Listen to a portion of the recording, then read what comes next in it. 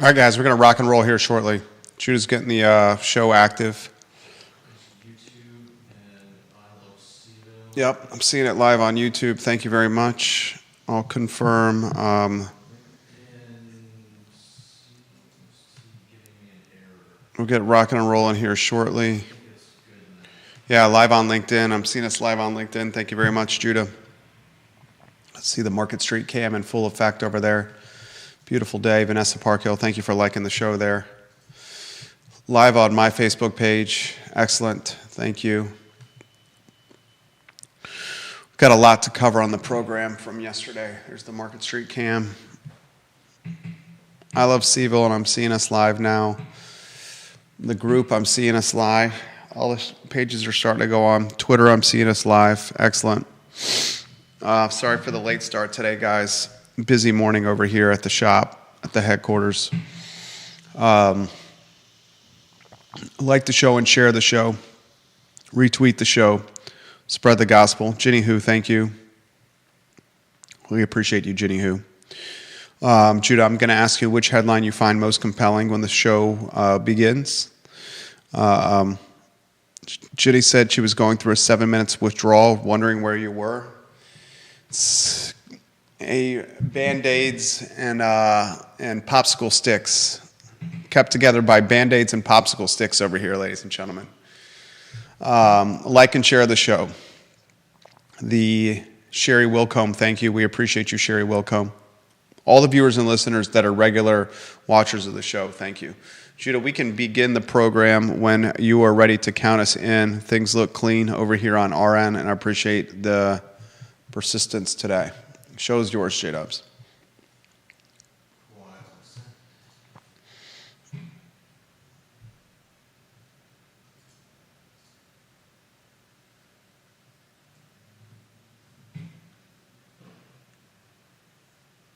Good Tuesday afternoon, guys. Jerry Miller, thank you kindly for joining us on the I Love Seville show. Great to be with you. Despite the late start, we are on air. We're across all social media channels where we talk content that's focused on Charlottesville, Virginia. We encourage all the viewers and listeners, if you are a fan of the University of Virginia football team or college football in general, the show we did this morning with Virginia Sports Hall of Famer Jerry Hootie Ratcliffe, who's been on the beat for 50 plus years. He invited Sean Moore, arguably the greatest quarterback in Virginia football history. I think he is the greatest quarterback in Virginia football history. He led the program to a #1 ranking in the country when he was under center. He joined us in studio this morning, and we spent 45 minutes with Sean Moore on the Jerry and Jerry show. It was a fantastic interview. It's going to be archived on jerryratcliffe.com.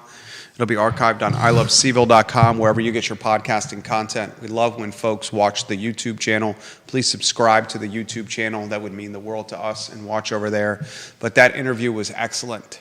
Sean Moore talked about his recruitment to the University of Virginia, what it was like to be a quarterback of a #1 ranked team in the nation, stories from the Aberdeen barn, stories about George Welsh and his offensive coordinator, Gary Tranquil, and what it was like to play with some of the best football players in program history, a team that saw 20-plus players go to the NFL during his time. Pretty awesome interview with Sean Moore.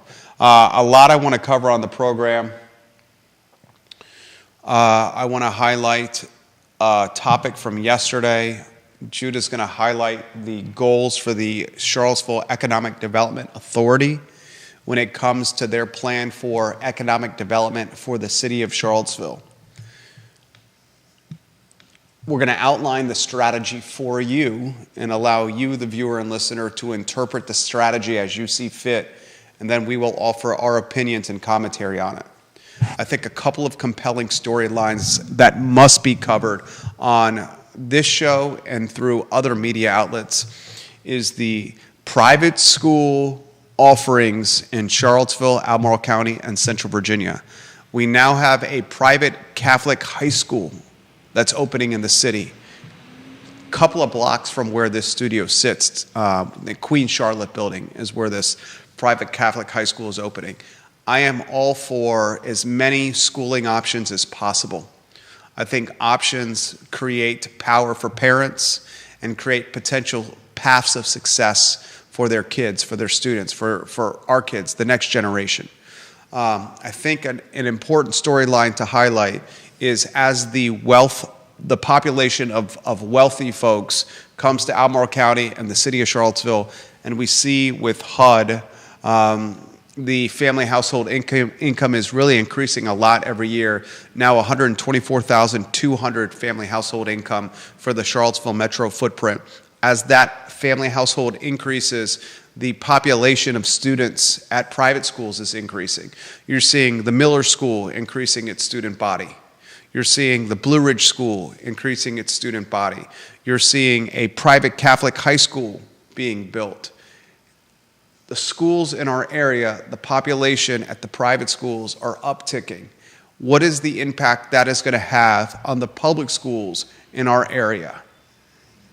The Weldon Cooper Center and some of its demographic study has highlighted that public school population in the next 10 to 15 years is going to drop noticeably.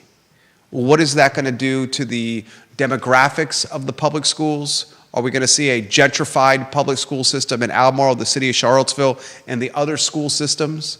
Are we going to see public school systems change in their ideology?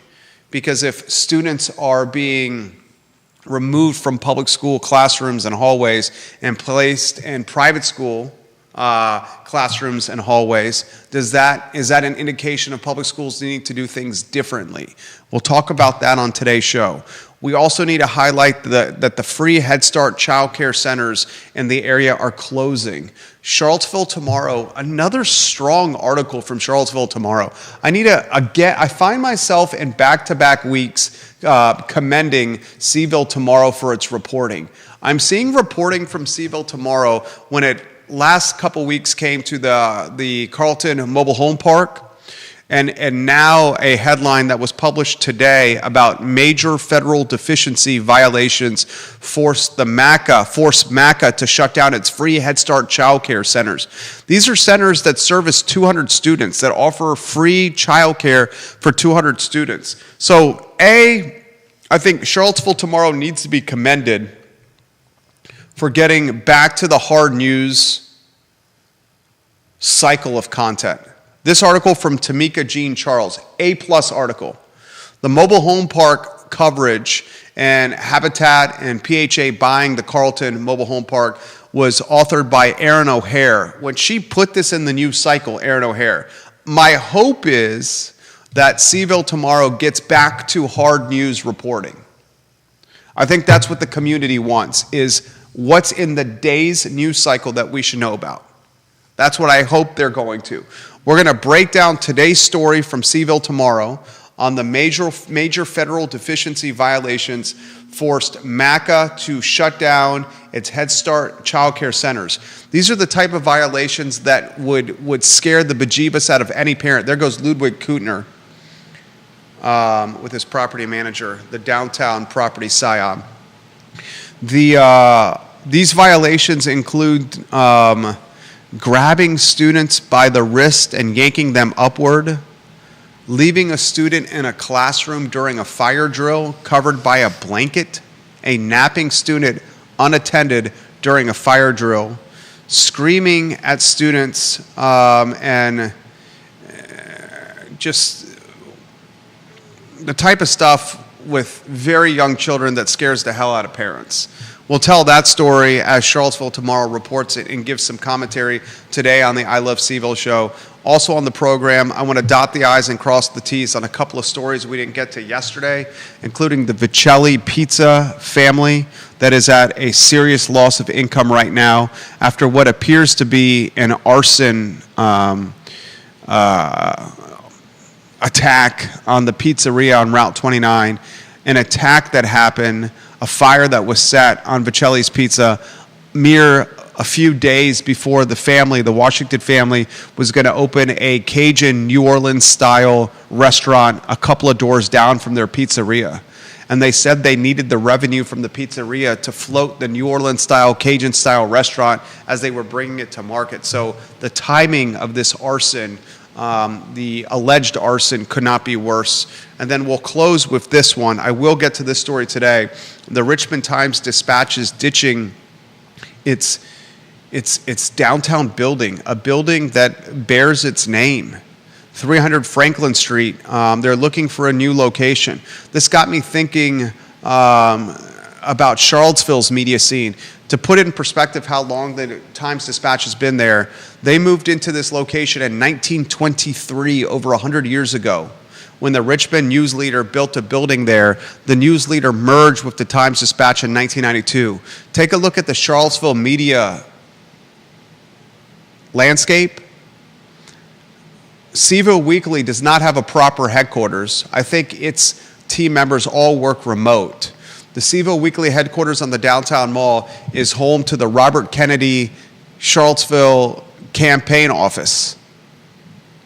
The Daily Progress, I do not believe has a headquarters anymore.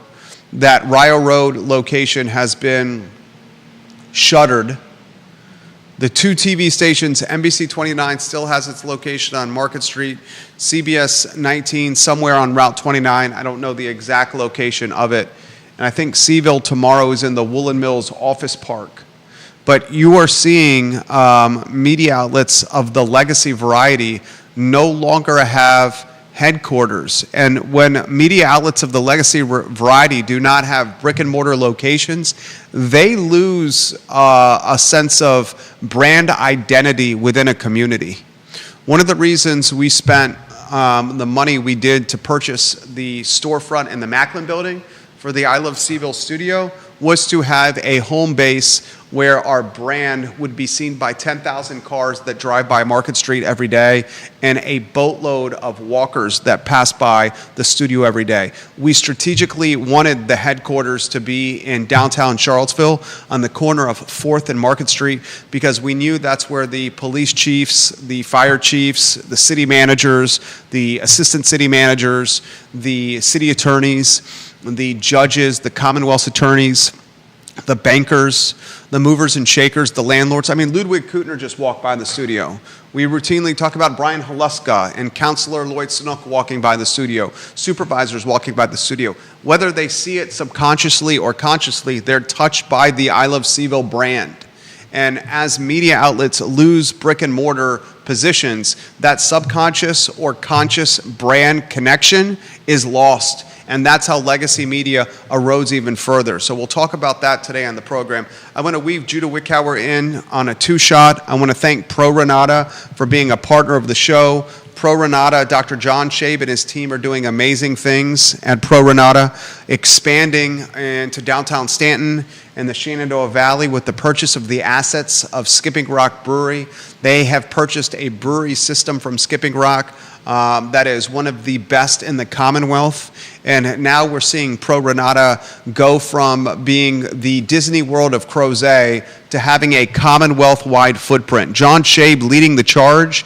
He opens up the books from a partnership standpoint to Joe Reed, the former Virginia wide receiver, played in the National Football League. Joe Reed did for the Chargers and the Bears, now one of the partners at Pro Renata. It's a brand that's booming, ladies and gentlemen, absolutely booming. Judah Wickower on a two-shot. The headline you find most compelling today and why, and then we'll get to our lead story, which is the strategy for economic development in our city, and outline for the viewers and listeners to see.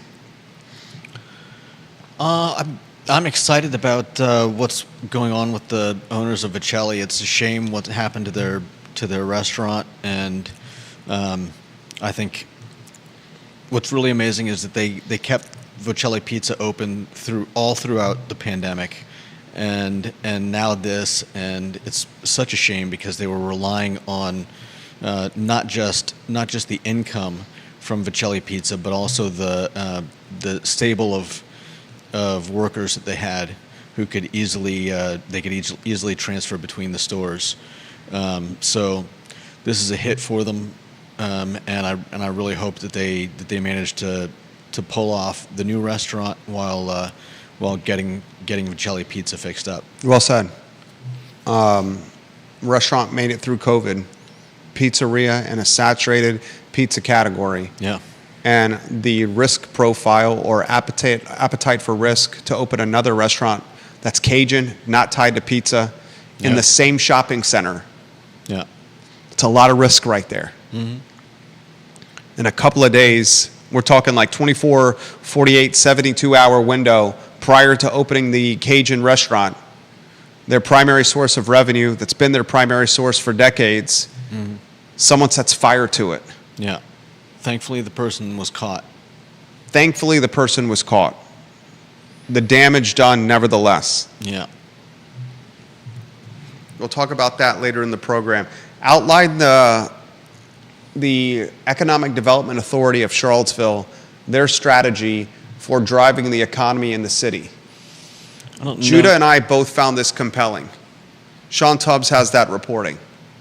I don't think there's really, I mean, most of this is just kind of an outline. I don't know that there's That's any. the outline. Let's get to the bullet points. Okay. Bullet points it is. Partner to grow Charlottesville's BIPOC and diverse businesses, LGBTQIA, women, and veteran owned through technical training, capital access, and networking. Establish a one-stop resource hub, website/app, for support services, culturally sensitive resources, and how to navigate city processes. Support home-based entrepreneurship and remote work. Continue the Business Equity Fund loan program. Explore the creation of a subsidized shared commercial space on or near the downtown mall. Continue to support key partner entrepreneurial support organizations with program funding. And promote and tell the story of Charlottesville's diverse entrepreneurs. This is directly from Sean Tubbs' community Substack. Again, Sean Tubbs, you're getting props on the show. 7 strategies for economic development in the city of Charlottesville. The 7 strategies are rooted in a diversity, equity, and inclusion effort. I want to get your opinion on this. I want to get the viewers and listeners' opinion on this. I want to ask the question of creating a subsidized shared commercial space on or near the downtown mall. Thoughts on that?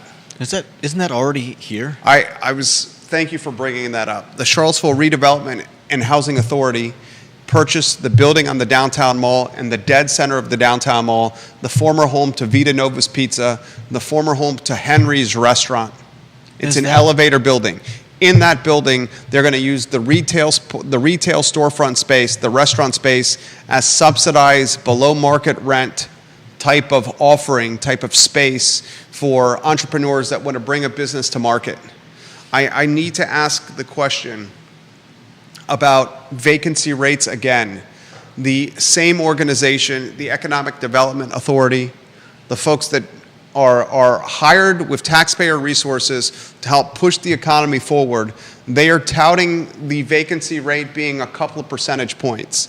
I pushed back on that vacancy rate, saying before COVID it was basically a 0 vacancy rate. And I pushed back even further by saying if you're filling the storefronts on the downtown mall with the Housing Redevelopment Authority, and you're filling the storefronts on the downtown mall with the Parks and Recreation Department, and you're filling the storefronts on the downtown mall with the Operation Hope organization that helps former incarcerated individuals assimilate back into the local ecosystem.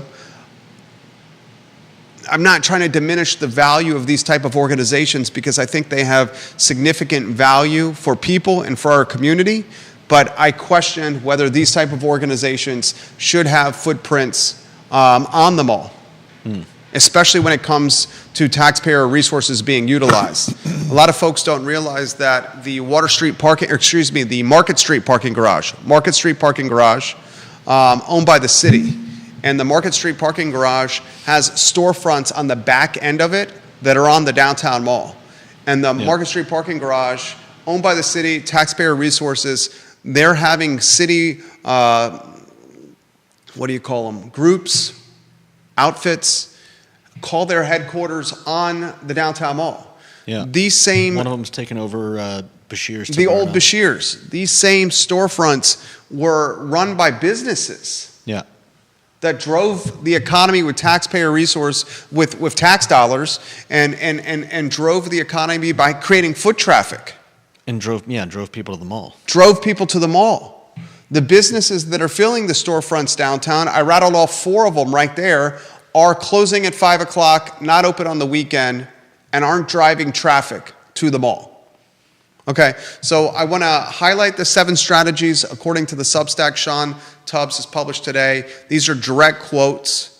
One of the strategies to grow the economy is to partner to grow Charlottesville's BIPOC and diverse LGBTQIA community through technical training and capital access. Create a one-stop resource hub. Support home-based entrepreneurship and remote work.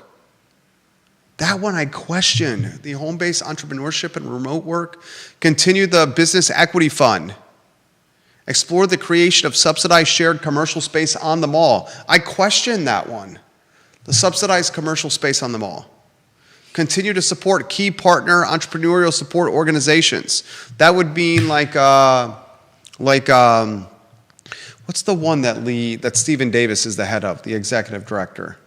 Stephen Davis, Executive Director, Charlottesville. I'm Googling that. Community Investment Collaborative. Huge fan of the Community Investment Collaborative. I think that's a great one. And promote and tell Charlottesville's diverse entrepreneurs' stories.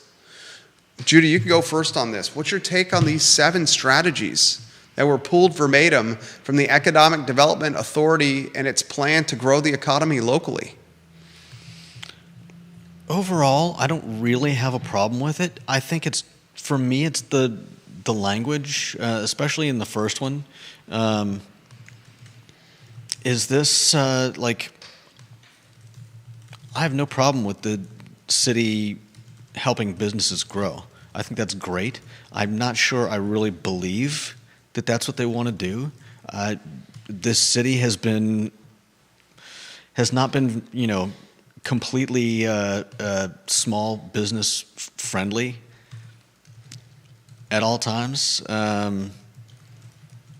We saw a lot of that during the pandemic, where small businesses were forced to close while larger businesses were not. And with the language here, again, I don't have a problem with the city. What's the take you had before the show started? That was succinct and right on. What's your take on this? I wonder about discrimination. It's great to talk about supporting, BIPOC and LGBTQIA and women and veterans, but is that at the exclusion of others? If you don't fall into a group of people that the city believes needs their help, do they leave you to do it on your own? That's discrimination. It doesn't matter that it's discriminating against what? Possibly a white male. It's still discrimination. And I think that's what I'm worried about the most. Carly Wagner, I'll get to your comments on the public schools. Ginny Hu, I will get to your comments on the public schools. Anything else you want to offer on this? This is important, and this is a tough topic to cover. This is a difficult topic to cover, but it's a topic that needs to be covered. The Jefferson Council, Bert Ellis, who's on the Board of Visitors, he co-founded the Jefferson Council in large part because he thought the University of Virginia was unrecognizable from when he attended the University of Virginia. A school very much rooted now in costly tuition and prioritizing DEI efforts that have left many alumni polarized or alienated. The same efforts we're seeing manifest in the Economic Development Authority's office and their economic development strategy for driving local business forward. Yeah. From our standpoint, and this is my opinion here, I'd like to see an economic development office prioritize small business across the board, regardless of race, regardless of sexuality, regardless of man or woman. Yeah. It's an effort that should be prioritized with resources that could be tied to funding, resources that could be tied to marketing promotion on a city-run website, resources that could be tied to networking, resources that could be tied to grants and counsel, but done in a way where everyone is welcome. Yeah. Done in a way where we encourage you to become entrepreneurs and business people. Whether you're black, white, Puerto Rican, or Haitian, whether you're heterosexual, bisexual, homosexual, and whether you are A woman or a man. A woman or a you're man. A veteran or not a veteran. I mean, I appreciate that they're adding all these inclusions, but does that mean that there are exclusions? or does that mean that some small businesses won't get the same resources because they don't fall in certain checkmarked categories? Exactly. And when you start giving the perception of priority tied to race or sexuality, then you start creating systematic problems. Mm-hmm. We've been here before and done this before. We've been here before and done this before with redlining, with changing of zoning, with destroying and raising neighborhoods. Mm-hmm.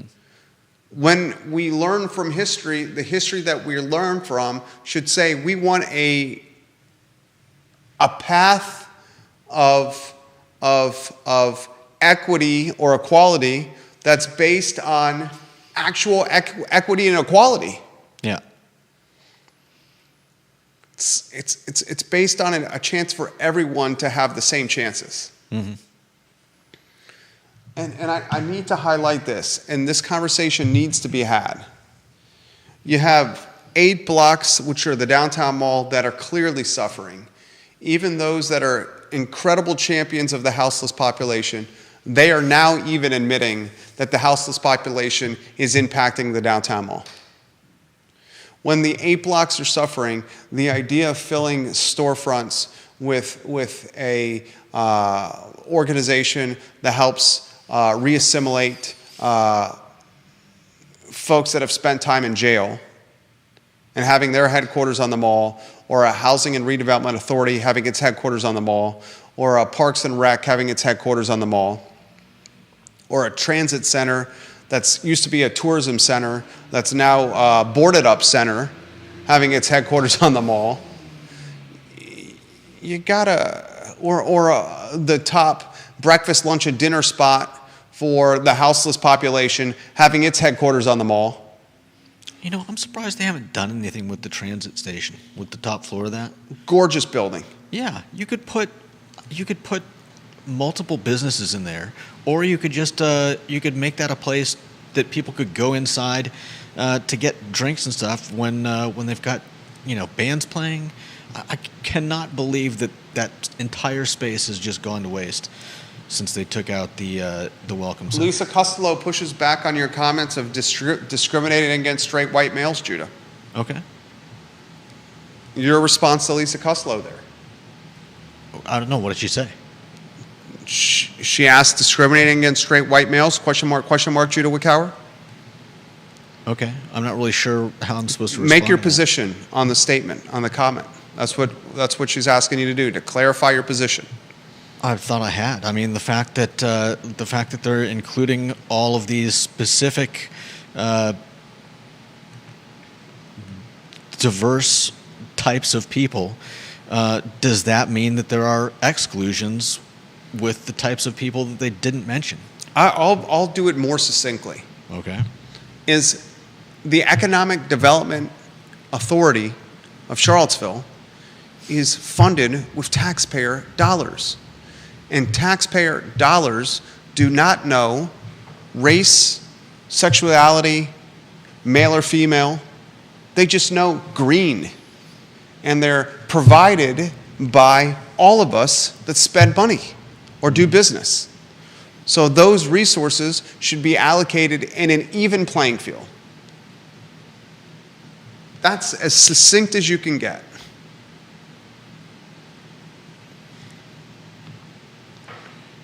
It's a questionable look. Mm-hmm. Like I said, overall, I don't have a problem with most of this. The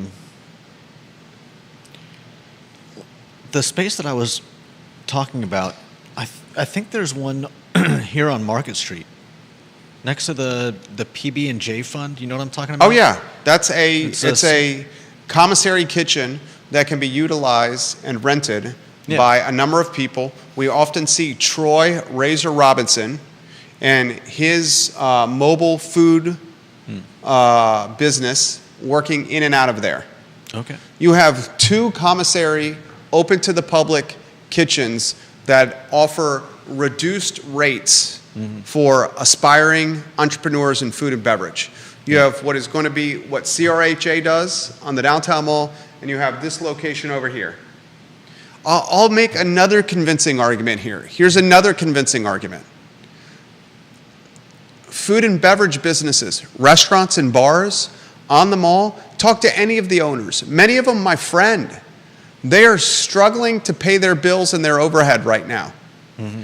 Is it a good idea to create more competition for them in their actual backyard by using taxpayer resources to create subsidized opportunities for them to compete directly with the restaurants that have withstood the test of time and have generated the revenue for the city from a tax standpoint, a meals tax standpoint? You have Rapture. I went to Rapture Restaurant as a first year at the University of Virginia when I was doing my pledging of Phi Kappa Psi. During Rush Week, they took us to Rapture Restaurant for steak and mashed potato dinner. That's one of the first things I experienced in downtown Charlottesville. I went to, the first thing I ever experienced, and I tell this story all the time, me and my buddies took the trolley from the UVA chapel with our fake New Jersey IDs, which we made in Dabney 101 by buying laminated paper and a printer and some gold paint on eBay, made some fake New Jersey IDs, took the trolley to Miller's to watch Agents of Good Roots. I've seen Miller's, I've seen Hamilton's at First and Main, I've seen Rapture Restaurant, just to name a few, been in operation for the entire 24 years I've been in this city. Mm-hmm. And I would bet you if you asked the owner of Miller's, the roadie, Mike and Cecilia at Rapture, if you asked the Hamiltons at First and Main about the mall right now and sustaining their business, generating revenue, they would say it's extremely tough, the toughest it's ever been. I bet you they would say that. And right now we have the city creating subsidized competition using the meals tax revenue in part to do that subsidized competition to go head-to-head with the restaurants that are saying, we're barely making it right now. But is that really competition? How is it not competition? That really head-to-head? I mean, I tell the story about Hollywood Shades, the sunglass business that I invested in on Old Ivy Road. This is business 101, dude. I learned this in 11th grade. McDonald's, Wendy's, Burger King, the dumpling place, Jack Brown's, they compete with white tablecloth. yeah. Everyone's in, there's only a certain amount of diners.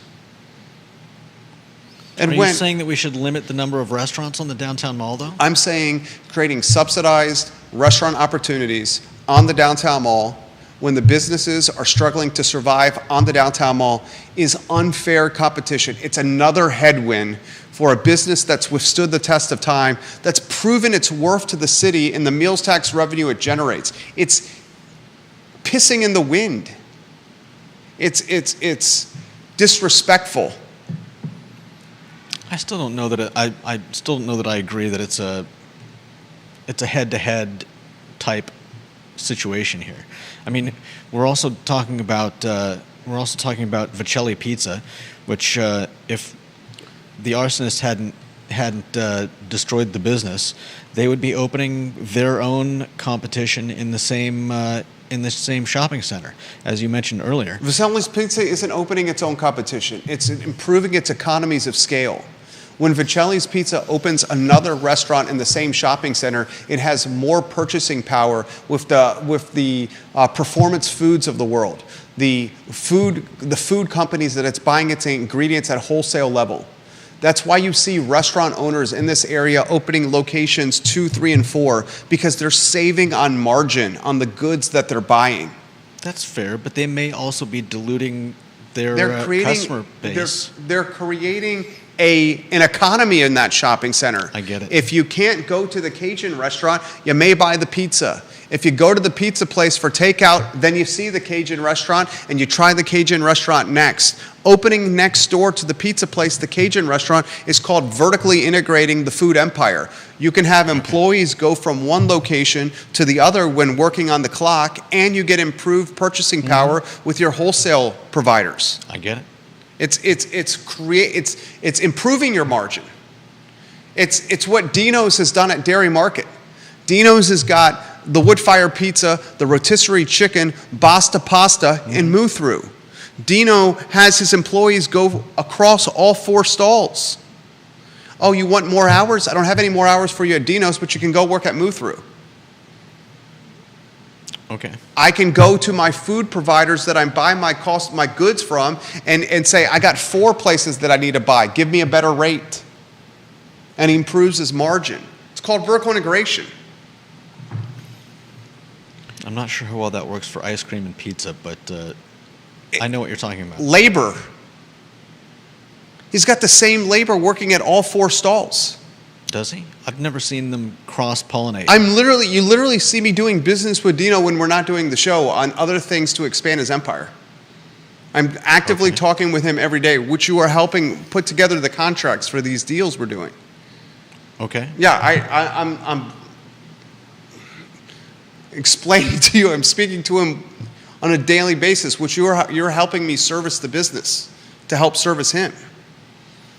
I know that's what he's doing because he's told me that's what he's doing. Okay. But it's different when the city is doing it as competition, where you're choosing to create another restaurant to complement your current restaurant. Yeah, I get it, but I've never heard of any of these other restaurants. Are they really pulling a lot of the customer base from places like Rapture? I understand what you're getting Troy at. Robinson has got a food truck called Order Up. Okay. Troy is a smart business person. His Order Up mobile food cart is fantastic. Hell of a job. You see it parked on Jefferson Park Avenue next to the old Anna's Pizza location by the laundromat. Okay. You used to see his food cart parked on the downtown mall. He'd use the commissary kitchen by the PB&J Fund on Market Street, and then he would be out and about in downtown Charlottesville.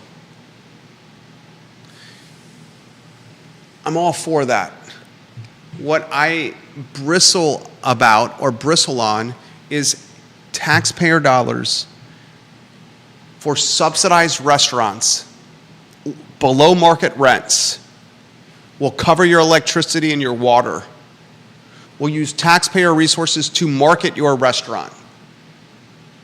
And we're going to put it on the mall to compete against the restaurants that have been here for 25 plus years that generated the revenue through the meals tax to subsidize or fund this program. That is ass backwards thinking. What should be done instead is Economic Development Authority creating a marketing campaign to strengthen the businesses that have withstood the test of time in the pandemic. Economic Development Authority of Albemarle County figuring out a way to help the Washington family at Vicelli's Pizza with this arson situation. You guys made it through COVID. You guys have been in operation for 18 years. Because of that success, you're opening another restaurant. You're creating more meals tax for the county. Let us help you get back on your feet. That would be great. As opposed to creating a competitor and putting them right next to you, which is what the city's doing. Oh, so passionate. passionate about this. Carly Wagner offering the program CWAGs.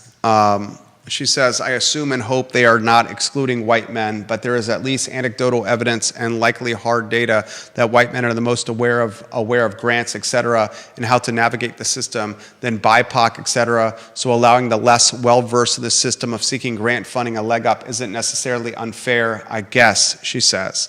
Public funds should be distributed on needs basis, not based on identity politics in general, though. 1,000% agree with that.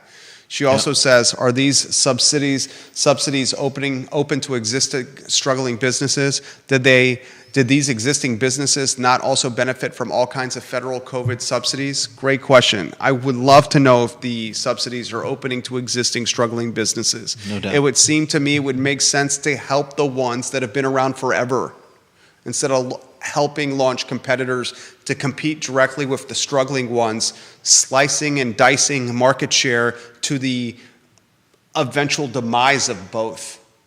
Jason Howard on Rio Road. If the state subsidizes some restaurants but not others, doesn't this favor some businesses over others?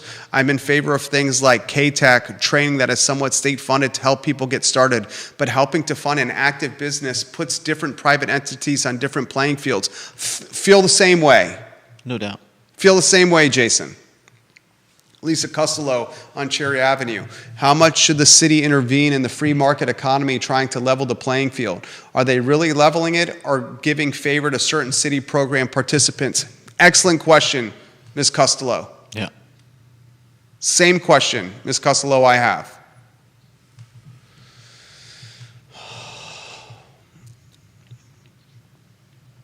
Let's go to Deep Throat. Got some comments we got to get to here. I wanted to highlight this nugget from the Economic Development Document Executive Summary. Charlottesville's largest cluster is tourism, with 4,300 workers. Although it has the highest share of female employment, 54%, overall employment has decreased in the last 5 years, and the cluster offers the lowest average earnings. He says, Deep Throat does, this is what I've been banging my drum about. Tourism is a doo-doo industry. It's highly disruptive to locals, pays very poorly to those that work within it, and you end up bringing in poorly paid people who can't afford the housing in the community. He says no more hotels in the area. He says much more sophisticated jurisdictions than ours are talking about the pathologies of over-tourism. The Bumpkins, though, embraced the strategy 20 years ago. Yeah. And he also says, why do we pay for this generic word salad and economic development strategy? We have 2% unemployment. We don't need government-led economic development. Total waste of money. On the tourism piece, most of the staff in the tourism space are hourly employees. A lot of the staff in the tourism space are seasonal employees, hourly and seasonal employees. Yeah. If they're attracted to an area that's the second highest cost of living in the Commonwealth, and they're hourly and seasonal employees, the struggle will be very real with managing the cost of living and housing affordability. That's the point he's making here. I would love to see economic development do this. We are going to take our taxpayer resources and we're going to offer anyone who wants it an educational seminar on artificial intelligence, on computer coding, on utilizing semiconductors, on chips, semiconductors, is what I mean here, not trains. We're going to educate our up-and-coming population or our middle-aged population or our older population on the paths of profession of tomorrow and hope that they can be hired from within the community by the many businesses coming to the community. That's an economic development plan. Take folks on the financial margin show them a path to getting off the financial margin through education that could be subsidized regardless of sex, regardless of sexuality, regardless of race, and say, you want to put the effort in to learn AI, to learn coding, technology, engineering, math, whatever the hell it may be, app development, then you're going to be even more qualified to get jobs at these key employers who are coming to this area to set up headquarters. And then you can offer the key employers that are coming to this area to set up headquarters a tax subsidy, a build-out subsidy, some grace on their runway with build-out, with the caveat that they have to hire X amount of people within the community. And then you show them these people that are within the community can actually fit the profile of worker you're looking for because we coached them and taught them and educated them at this Charlottesville school, the K-Tech school, for God's sake. Charlottesville just took over K-Tech. Used to be a joint venture with Albemarle County. It's now Charlottesville's. Why don't we take the Economic Development Authority and take those resources and make K-Tech better? There's not enough teachers at K-Tech. There's certainly not enough students. Improve K-Tech. Allocate the resources there. And then when you recruit the businesses to come to the area, have them hire a portion from K-Tech. There's an effing plan. Frustrating. The politics and the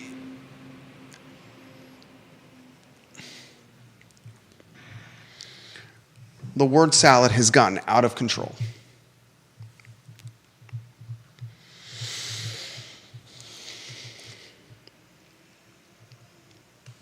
Anything else you want to offer here? I mean, some of this seems like such common sense.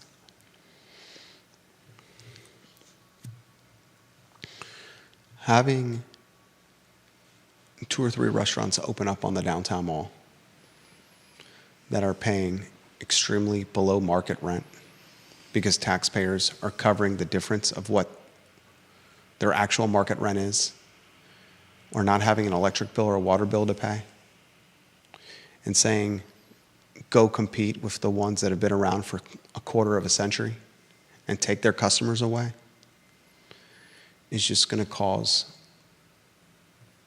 market share to be so divided that no one's going to win.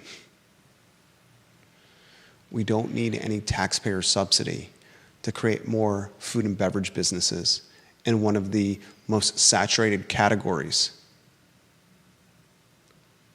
of work in the metro area. Depending on who you talk to, we're top 15 in the nation with restaurants per capita. Some say top 10.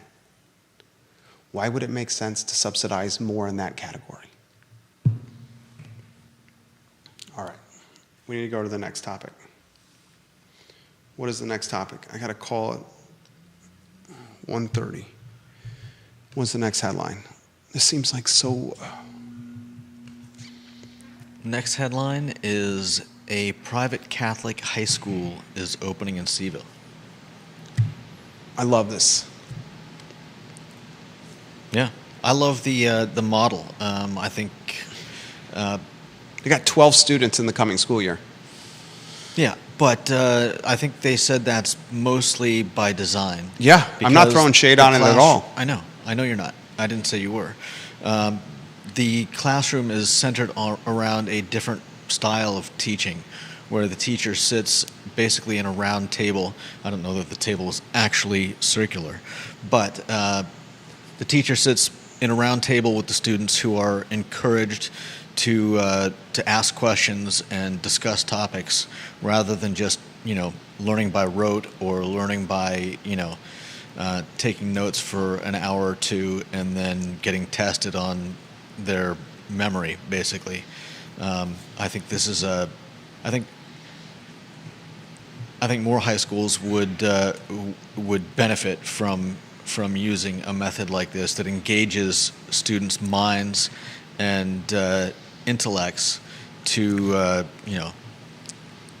to create a discourse where all the students are learning and talking, rather than just sitting there and being force fed whatever the school is teaching.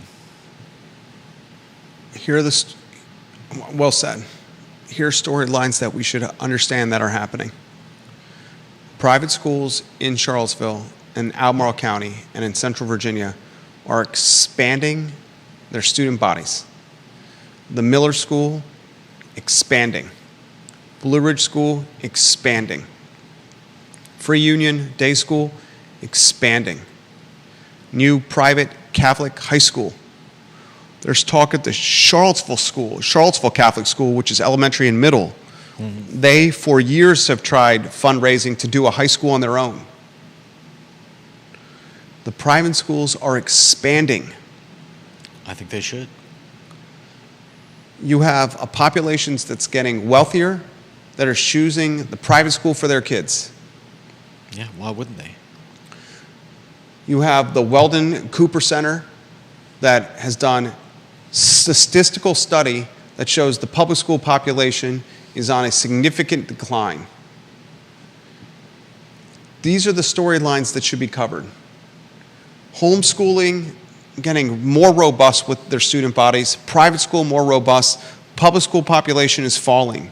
Mm-hmm. Are we seeing before our very eyes the impact of politics in public schools and what it does to a dropping public school population?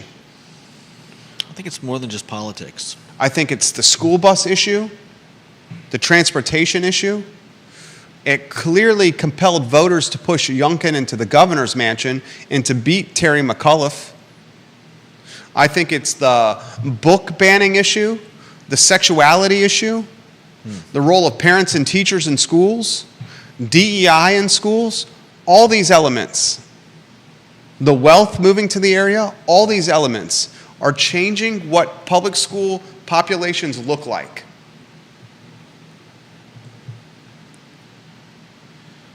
You gotta ask yourself, are we seeing the real-time gentrification of public schools? And if we don't wake up and get hip to it, what is that gonna do with teacher staff, support staff, administrative staff that can't hire drivers? They may go the way of MACA. Teachers have been talking about pass the MACA story on. I mean, it's essentially a smaller version of what we see going on in schools. I think it's a larger problem than just politics. What happened with MACA appears to be that they didn't have the money to survive. Reading the article, it all points to the fact that they couldn't hire enough people. They kept having problems. I mean, what's going to happen anywhere when you have less people doing more work, covering more jobs, covering more hours, and trying to continue on in a place that just doesn't have the money or the will? I think it's mostly money-based. They didn't have the money to hire the people they needed. And so less people were taking on more responsibility. That led to problems. And while it may sound horrible, I don't think any of this involved beating children. No, I don't think it did either. This was, I think, the type of discipline issues that every parent, I'm sure, is aware of. When a child is having a tantrum, when they're not listening, and you grab them by the arm, that in this case I think is considered a deficiency. They get a deficiency for that, and I don't think the issue was as bad as we think, but they just didn't have the people to continue, and they had a choice, which was drop the funding. And I don't know how, some of this doesn't really make sense to me, but maybe it does to someone else. It sounds like, they talk about,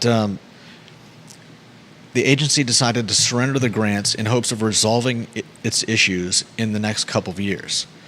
Okay. Failure to prove they had corrected the problem would likely lead OHS to terminate their grant. MACA officially surrendered its grants to OHS the day before it alerted its staff it would close.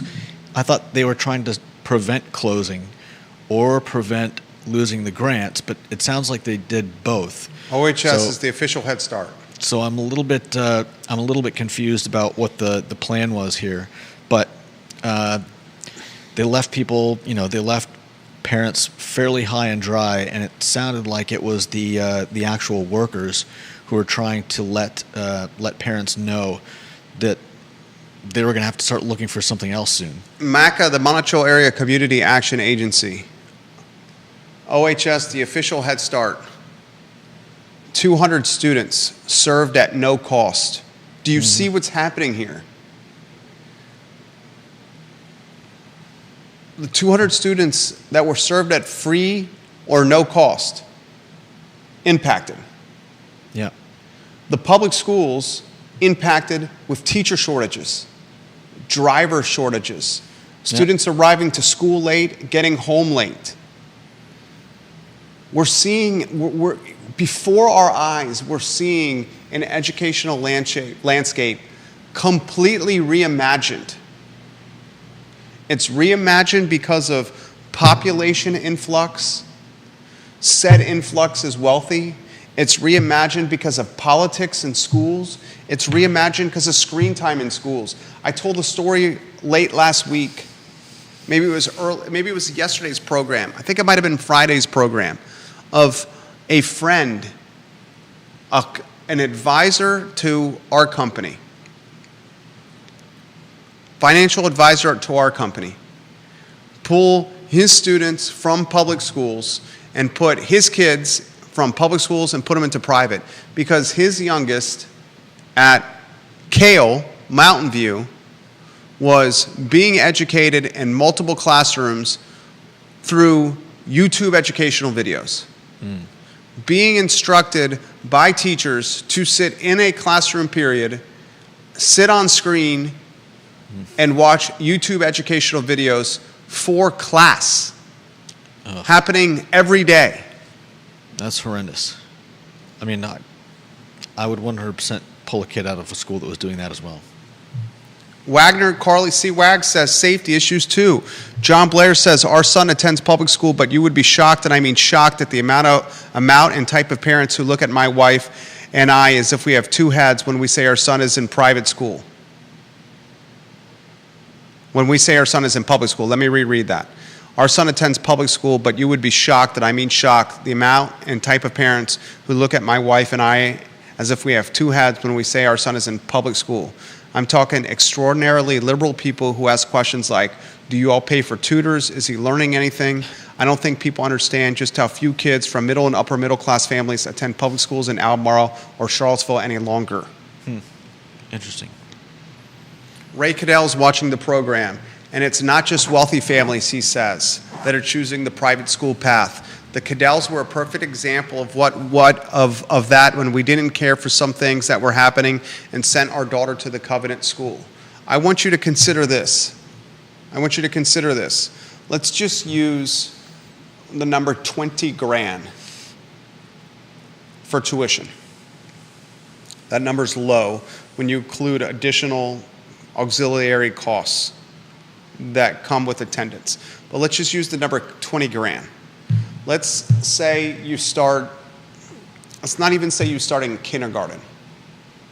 Let's say you start in fourth grade. 4, 5, 6, 7, 8, 9, 10, 11, 12. 9 years. And let's just use 20 grand. We all know that tuition every year goes up. If you just used a fat 20K on 9 years, that's 180 grand for someone starting in the fourth grade. That's not going to factor in books. That's not going to factor in field trips. That's not going to factor in uniforms. That's not going to factor in tutoring. And I'm telling you, tutoring happens outside the classroom. That's not going to factor in sports. that's not going to factor in tuition raises. You start at 4th grade, you graduate from it, you're going to be well when you factor in all those other elements. I bet you're flirting with $250,000. Some can make the argument that when they get to college, they're saving money if they're in state. That's what we're going to say. Son, if you want to go to college, I'm not even sure what college is going to look like. We have a rising first grader. I'm not even sure what college is going to look like. It could be just completely digital where he's learning with a headset on, or a digital teacher in the living room and he's in his Spider-Man tighty whities. Captain America tighty whities. Let's hope at 18 or 19 he's not wearing Captain America tighty whities, or we've got another problem. Long story short, stay in state, you might be looking at less than in-state tuition, less than private school tuition. You might be saving money. Or he says to me, I don't want to even do that. I'd be like, you do what you want. We're here to support you. I don't think the millennial parent is as razor focused on our children have to go to a 4-year prestigious U.S. News and World Report top-ranked college anymore. I think the millennial parent has realized that the U.S. News and World Report top-ranked university, I had this conversation with the same financial advisor, that taking the valedictorian that graduates from Virginia Commonwealth University versus the graduate that finished in the middle to the bottom of his class from an Ivy League university, he said to me he would all day, every day, and twice on Sunday hire the valedictorian from VCU instead of the middle of the pack to lower of the pack Ivy League graduate. Exact words. Oh, man. Ginny Hu watching the program. She says homeschooling numbers have increased as well. And this is just a personal observation, but I've seen an increase in families with multiple children who have kids in public, private, and homeschool working hard to meet the needs of the individual child. She says, I love this. Sounds very similar to the class I'm teaching at our co-op this year. It's not just wealthy area families. There is a decline in public school enrollment in less affluent areas as well. When I went to UVA, my dad said he saved money from what he paid for my private school. Of course, this was a few years ago. And she was at Norfolk Academy or Nansman Suffolk? Ginny Hu. She was in the TCIS, the Tidewater. What was the TCIS? I was Walsingham Academy, TCIS. I should know what that acronym stands for. Tidewater Conference of Independent Schools. Nansman Suffolk, NSA. She's Gen X, went through a doctoral program, and I'm completely fine with my kids not going to college. Of course, the oldest wanted to go, the middle isn't sure. We're millennial, and I think she just highlighted Gen X. I know Gen X and millennial have become jaded because Here's the generations. You got the generation crap? Perfect. Look at the screen, everybody. Gen Xer and millennial parents have been jaded because of college debt. No doubt. When it comes to their kids attending universities. All right, I got a 1:45 call, not 1:30. 1:45 call. I just got the calendar notification. I want to close on a couple of items. What are the last few headlines that we have to get to? Oh, we got a lot. That was number 3. What were the other ones? We need a clock. Sometimes I get going. Is it the A12? Should it be remembered by the city? 3 Head Start child care centers closed. We Seville covered area that. Community responding to homeless. Does city need to do more to remember A12? Vicelli and Richmond Times Dispatch. All right, let me get the Richmond Times Dispatch news out first. The Richmond Times Dispatch, some would say, which is the paper of record of the Commonwealth of Virginia, is moving out of its downtown building next year. The Richmond Times Dispatch literally has its name on this building, Richmond Times Dispatch. It's been in this building since 1923 when the paper was the Richmond News Leader. In 1992, the Richmond News Leader merged with the Times Dispatch to create one power paper. I worked for the owner of this newspaper. It was Media General. When I came out of UVA, worked at Media General. Media General quickly went into the crapper. Media General was purchased by Warren Buffett's media group. Warren Buffett's media group made these purchases and said, good God, I want to get out of the legacy business, and sold to Lee Enterprise. Deep Throat's highlighted in previous shows how Lee Enterprise, their market capitalization is horrendous. You're talking a business that's barely surviving. You are seeing Lee Enterprises, now the owner of the Richmond Times-Dispatch, the Daily Progress, and most of the newspapers in the Commonwealth, shed leases from its overhead. They no longer want to be in long-term leases or expensive leases. Here's the problem. When legacy media brands do not have physical locations, they become less of a part of the community. Yeah. They become forgotten even more. When I worked at the Daily Progress, our headquarters on Rio Road, we would have readers all the time enter the newspaper headquarters. Mm-hmm. They'd talk to editors, they'd talk to writers, they'd ask about their subscriptions, their missing newspapers, advertising placement. Now you talk with the Daily Progress on the phone, and you're talking with someone, customer support, that's not even in the United States of America. You're getting people from a call center overseas. Yeah. They are deteriorating the brand by cutting these costs.